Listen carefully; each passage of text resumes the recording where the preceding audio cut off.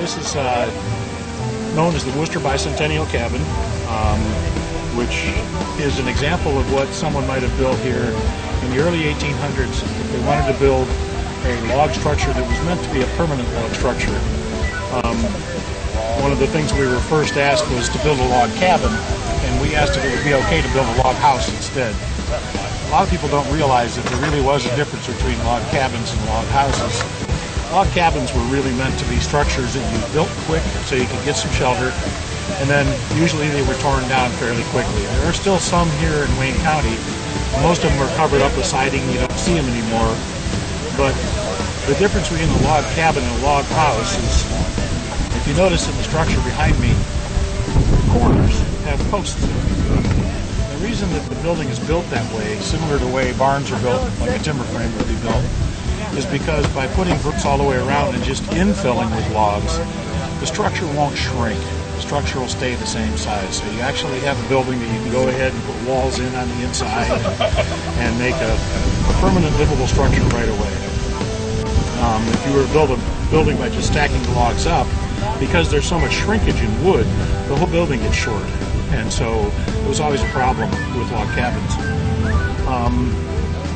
Typically buildings like this, which still exist in Wayne County, you just don't see them, were sided. So if this would actually be something that someone would be building to live in, they would go ahead and put wood siding on the outside yet, and then usually leave the logs exposed on the inside.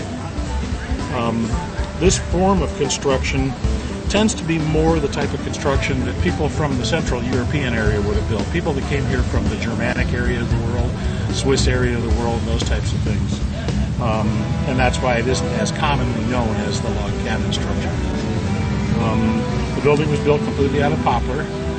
Our crew started 2 weeks ago with a stack of poplar logs, and they did what's called hand conversion using broad axes, and they actually hewed the logs down into the pieces that you see, and that's where these chips come from. You'll see here, this is what's called a hewing shard log that you see here.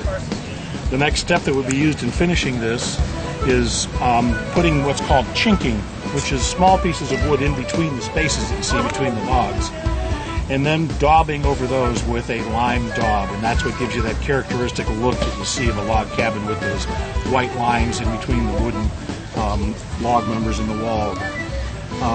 One of the fun things about this project for us has not only been being able to reproduce a building from the early 1800s, but also the fact that this building gets a chance to stay in Wayne County because it's actually going to be auctioned off at the end of the season. So anybody that's looking for a nice little building, this one's going to be available by auction. Project was impetus for this was really to show frontier life, what the pioneers would have gone through, something we take for granted, which is our housing today, what the process was. It's amazing to sitting here watching today, even with the modest modern tools of using the ladders, and you realize when somebody was here in 1808, 1809, they wouldn't have even had that. They didn't bring ladders with them, so basically the axe. So the process is amazing to me, to learn how people lived and how they would have built simple structures to us, but fascinating process.